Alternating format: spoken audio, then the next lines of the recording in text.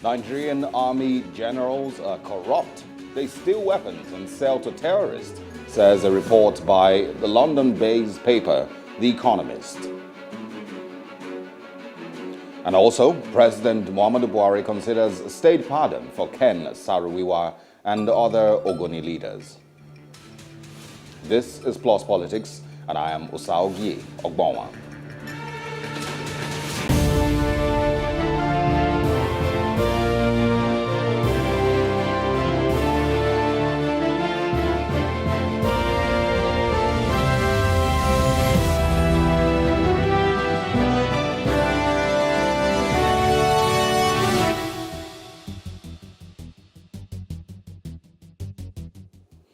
A London-based magazine named The Economist has blasted President Muhammadu Buhari and the Nigerian Army over the poor state of the country.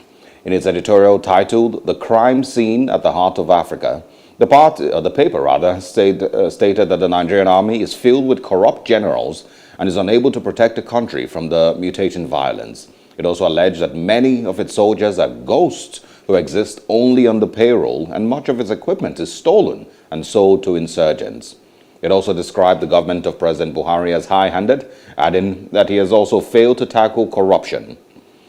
The Nigerian Army has reacted to the article, saying that it was crafted to denigrate, demonize, and destabilize the Nigerian government. And joining us to discuss this is Dickson Osajie, a security expert, and Sonny Maduka, a political affairs analyst. Good evening to you both. Mr. Osajie, good evening. Thanks for joining us. Thank you for having me. Mr. Maduka, can you hear us clearly? Good evening. Good evening. I can hear you clearly. Good evening, my brother. Great to have you on the program. I think I would just start with Mr. Maduka, who's joining us via Zoom. For a lot of people, this came as, well, not very new. You know, it seems to correlate with a lot of the analysts, you know, and some of the things that they had been saying also about the security situation in the country in the last couple of years. Do you have the same views? Do you agree with what The Economist has put out concerning Nigeria's fight against insurgency? Well, first of all, the ugly situation in this country is not only about military. It has translated to many facets. Of course, if you look at the article in question, it didn't only address only the military.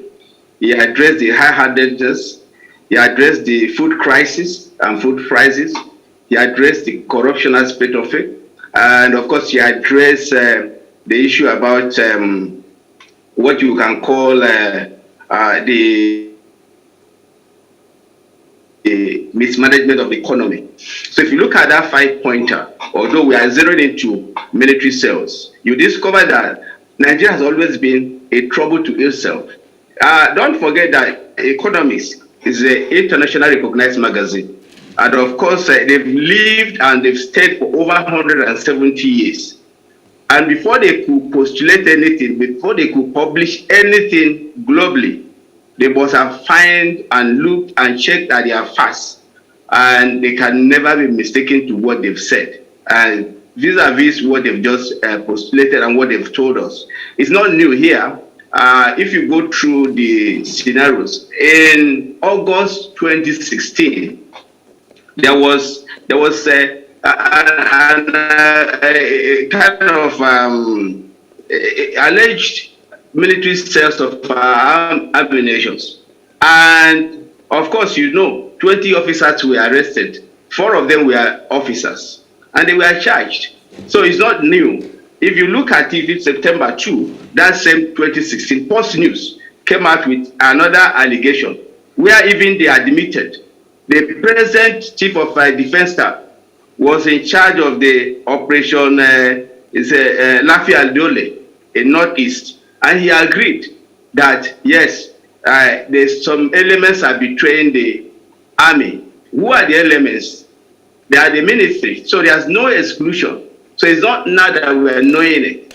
And if you go through again, you discover that even Premium Times on the 5th of March came up with a report, and where they say that some army officers are supplying the bandits and the insurgents military wears, uniform, boots. It was not a mean person that alleged that. It was the Zamfara governor that allege that, and that has weight. Somebody like the military, the governor of South Africa cannot come out openly to say army is selling most of the military wares to insurgents. If you even on April 2021, April of this year, the premium news equally came out where the military speak or soldiers are accused of supplying army, and they agreed. There's nothing like saying that the Economist is trying to debunk or do whatever they think it is. No, it is the truth. Everything is at the glare. Sahara report on the 10th of September last month said it openly again, where they said even the military hardware or military vehicles that were purchased specifically for operation in the northeast from innocent motors were displayed by bandits as their own spoil of war. So it's not a new thing. So we have been there, we have all been accused, and we have been talking. The issue is that it's not about talking. It is about how do we come out of this. And if we are going to come out of this,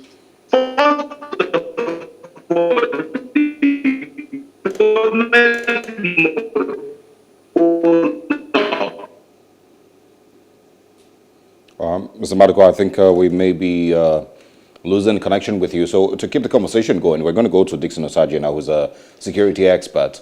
In response to this, the Army said it is one of those deliberate falsehoods and noxious narratives orchestrated by a network of detractors and a coven of dark forces working hard to adorn the Nigerian Army in an unfitting garb of infamy. They basically looked at every word in the dictionary to assist them with that one. I also got to listen to the podcast by The Economist earlier today and listen to what the analysts had to say. Do you think, and not just the security aspect now, do you think that this paints the very clearest picture of what Nigeria is today, or is this one-sided, like the Army is claiming? Well, for me, thank you for having me. I want to appreciate all you guys do for our great nation, Nigeria. Coming by what the report we got from The Economist, there's something about intelligence. What the economists have just given the Nigerian Army is an intelligence. And when you receive an intelligence, you don't discard that intelligence immediately. You don't refute that intelligence immediately. You don't insult that intelligence immediately. You don't respond immediately. You need to go back to your drawing board. Analyze the intelligence. Find out how did these guys come about this information. Is there truly a mole within the military force?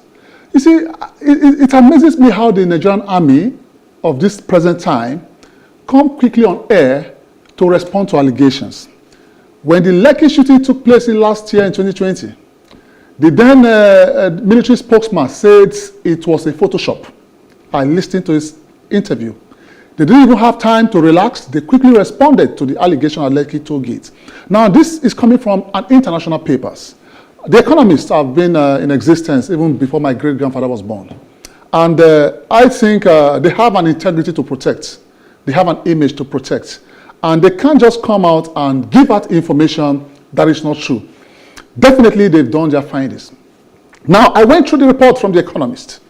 They talked about soldiers' welfare, that soldiers are not well paid. They talk about diversion of soldiers' allowances, which are not getting to the soldiers. They talk about poor feeding. Now, let's keep aside the area of arms selling now.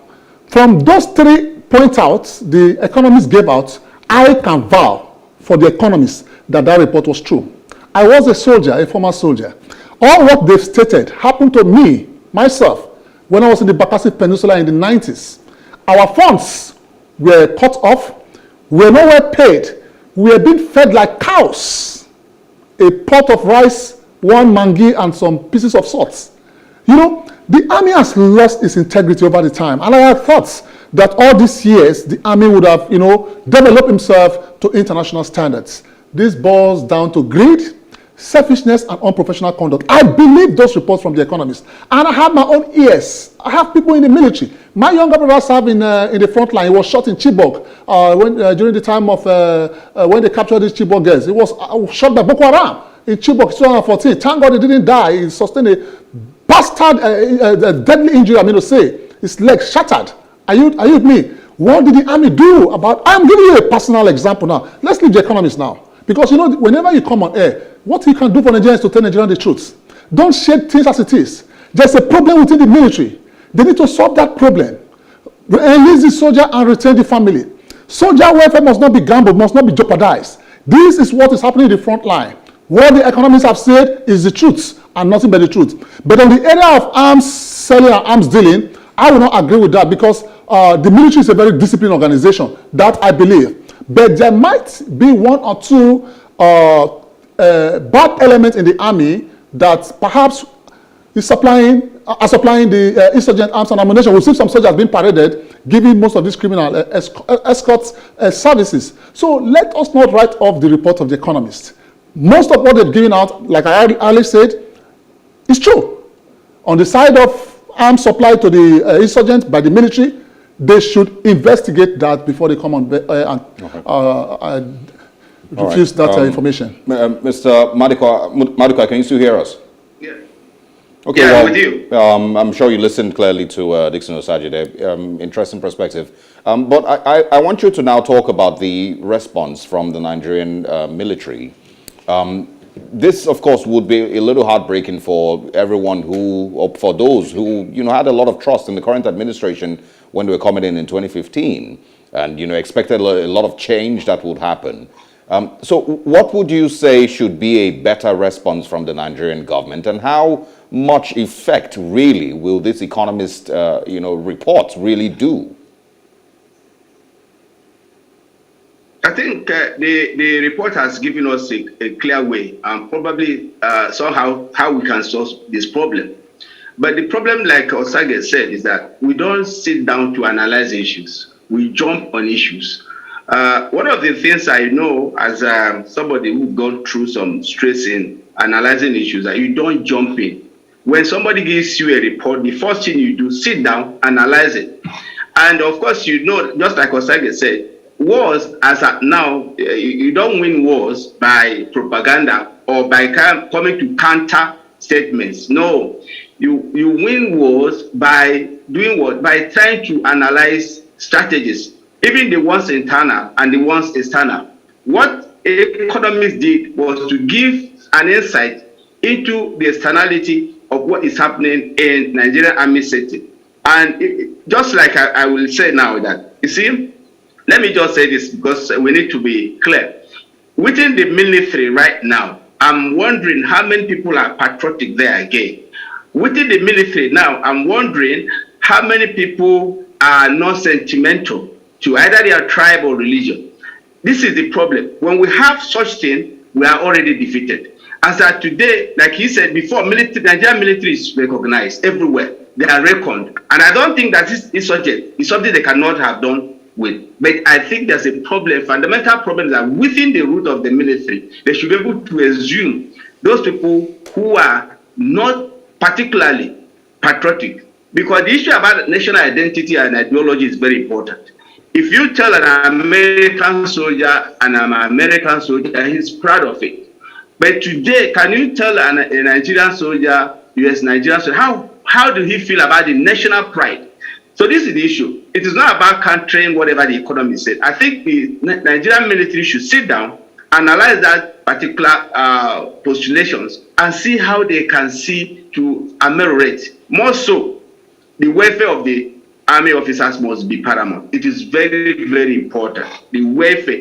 How much, if somebody died, do they have insurance policy to cover them up? Okay, go to the military barracks. It's not something to write home about. So these are the issues. These are people that are putting their lives in the front burner. They should be able to be treated with dignity and respect. But today, I don't think so. Where can you say that a military person, according to one of them that were interrogated, why do you sell military wares? One of the problems, they say that they buy their uniforms, they buy their boots. So how do you think that somebody will not do anything when the country that have budgeted such billions is not filtering to the people who need it? And this is the problem we have in this country. Yeah. And the issue is that we must sit down as a nation, look at our national pride, look at our national brand, and see how we can at least do something now that is still on a peripheral. Otherwise, it's not about just saying it. The issue is that we have a rotten system right now, and it needs to be checked. Mr. Maduka, I want you to go on. I want you to go on and share your views on the other aspect that we also brought up on in the report, and also look at some of the things that the Economist has pointed out. You know, like I said, I listened to a podcast earlier. They spoke about kidnappings. They spoke about corruption. They spoke about know the need for even some of the Tucano jets that we're buying, which they said weren't really necessary. Those funds could have been used in other aspects that would have helped the fight against insecurity. But share your views on the other aspects that they've analyzed. And do you think, because I spoke earlier also in the morning with Kabir Adamu, who stated that there are other positives that should be pointed out with the way the Nigerian government has also acted. So do you think that we are somehow somewhere on the right track and this will just maybe take some time, or we are just completely lost? To be frank with you, I think your last word is better described. Yeah, because we are lost. I'm telling you the truth. If you look at the corruption index, everybody is aware that this country is infected with corruption.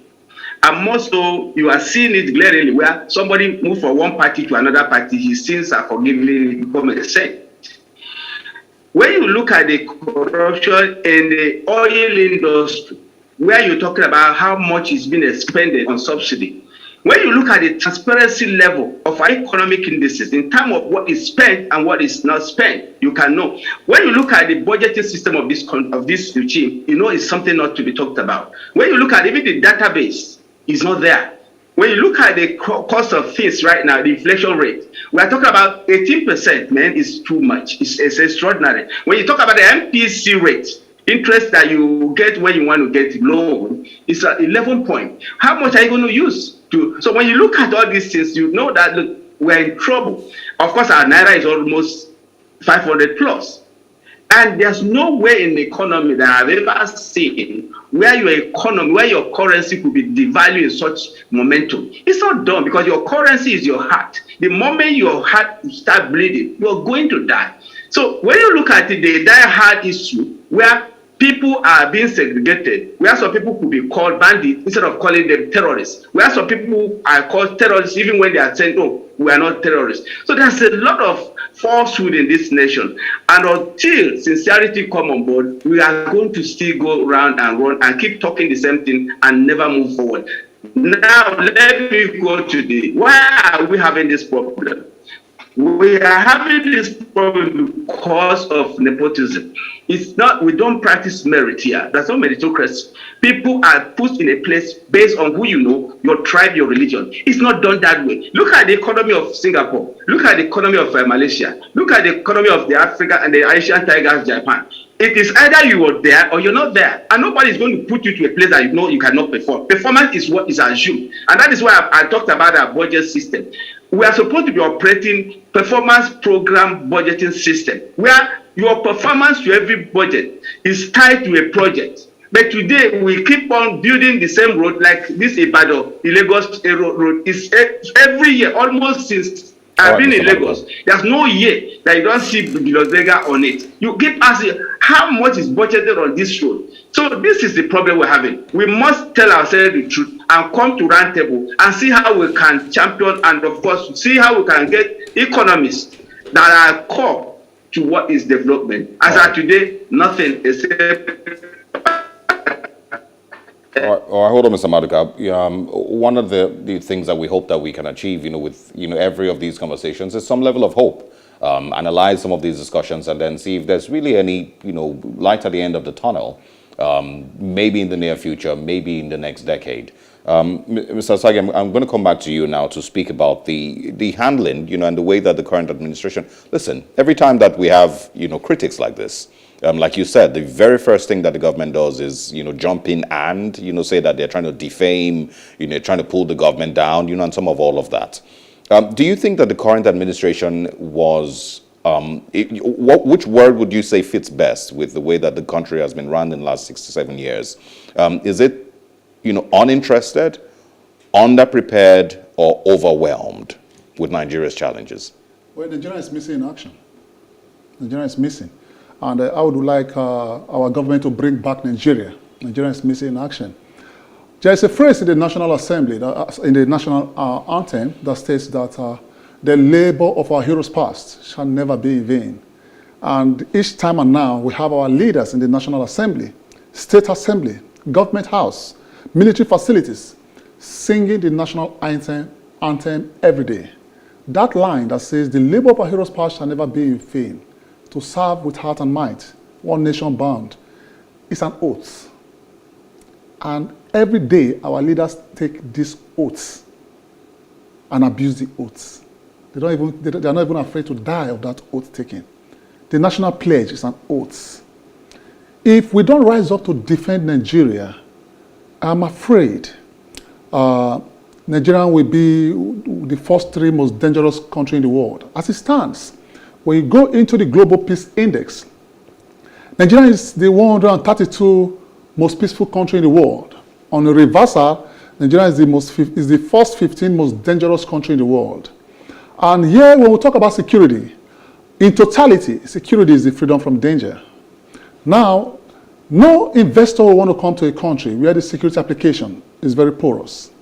The porosity of our national borders have sold us out many times. I can remember many times, not 1, not 10, not 20, not 100 times, Plus TV Africa has discussed the national borders of Nigeria. One thing I believe, our leaders, they don't watch television. If they watch television and listen to radio, they would have been getting solutions from analysts, both political analysts, social analysts, security analysts, because the whole essence of this analysis is to criticize constructively and proffer solutions. I'm not a destructive analyst. I'm a constructive analyst. I tell you what the problem is and proffer solution. But our country, we are not ready to take this solution. This border on leadership brutality. Our leaders have failed us. With all honesty, they have failed us. And 2023 is coming.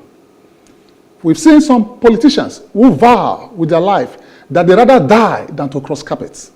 At the end of the day, they swallowed that words and they cross-carpeted. Our youths must remember that 2023 is coming. That is the right time.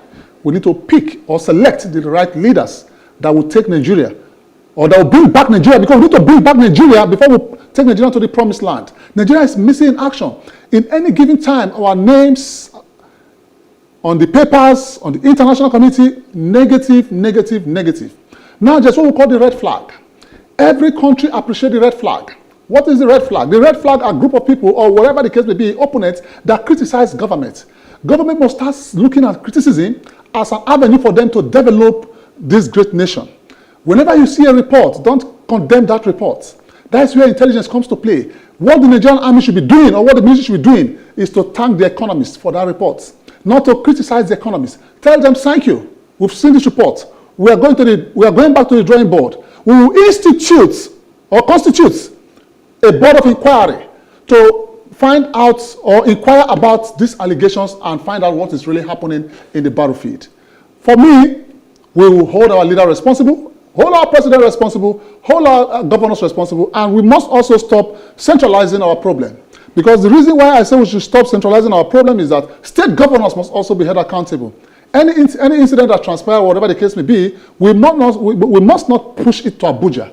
We must start holding our state governors accountable, because they are receiving the security votes. Every blessed time and then, they are receiving the security votes. What are they doing with these security votes? What are they doing about the jobless youths? Most of our youth are jobless here in Nigeria. Unemployment brutality. What is the government doing about unemployment brutality? The spate of kidnapping is on the rise. At the arrest of Evans, kidnap market took a boom, because Evans was, introduced as a billionaire kidnapper. And that's why I've advised the Nigerian police to be very careful in parading of suspects. Each time you parade a suspect and you ask the suspect to tell the world how he or she carried out his crime, you are enlisting more criminals, to the criminal market. So I appreciate the Lagos State government. They've stopped the parading of suspects from the State House of Assembly. Then we should also be looking at social development and social contracts. Our government has breached this social contract for so long. Breaching the social contract in the sense that they're supposed to give you an eye education. They're supposed to give you an eye good road. I drove down here all the way from the mainland. I know the axes are passed through. Gallops everywhere. They're supposed to give us electricity 24/7. Those are social contracts. In turn, you and I, we obey the government. We respect the government. We are law-abiding. So the government has been bridging the social contract, and they are expecting Nigerians to be law-abiding. It doesn't work that way. And that is why an average American will want to die for the state of America. An average UK citizen will want to die for the state of UK, of United Kingdom, simply because the government started taking care of them while they were still young, and they kept taking care of them to the university and other fora. So what I would advise the government is that they need to go back to the drawing board, analyze what the problem is in Nigeria, and start listening to analysts. All right, Sonny Maduka, do we still have you? I'm with you. I'm with you. All right, you can have quick statements to wrap up the conversation. If you can do it in a minute, we'll appreciate it. Okay, I just want to give a phrase. I said wars are not won by modern equipment, propaganda, armory, logistics, but by the patriotic zeal of the people, of the soldiers, and that is devoid of religious, tribal sentiments. If we can do this and put into perspective the idea about citizenship, that even a leader should see himself as a citizen first, not as a boss, we can get it right. But as of today, we have something we call them and we. So there's a dichotomy, and that dichotomy needs to be closed down. If it can be closed down by bringing out such thing that Osajie just said about social contract, it will be better. But unfortunately, I have to say this. I'm not trying to dampen anybody's spirit, but I need to say this. Our constitution has messed up this. If a governor build a road for you, thank him, because even in that constitution, it didn't tell you that a governor must build a road for you. A governor is not accountable to you, and that's why they can take the vote, the security vote, and spend it, and nobody asks questions. Nobody does that. This is a commonwealth of every Nigerian. Every money you spend, even as a governor, as a chairman, or whatever you are, as a president, you are accountable to the citizens. And when we start accounting to the citizens, then Nigeria will stand to see the benefit of democracy, vis-a-vis the merit to every appointment in everywhere we are. Thank you. All right, and of course, looking forward to seeing a better response from the Nigerian government to the report by the Economist, and not just a response on paper, but a response in the way that they handle government and governance going forward. Sonny Maduka, thank you so much for your time this evening. Thank you very much. It. And I appreciate it. Dickson, Osajie, thank you also for your time, and always interested in speaking with you. Thank you for having me. And of course, thank you for staying with us. Coming up next in Fast Politics, President Buhari announces that he could grant a pardon to Ken Saruwiwa and others who were accused of murdering 4 Ogoni chiefs. We'll take a short break and we'll be back.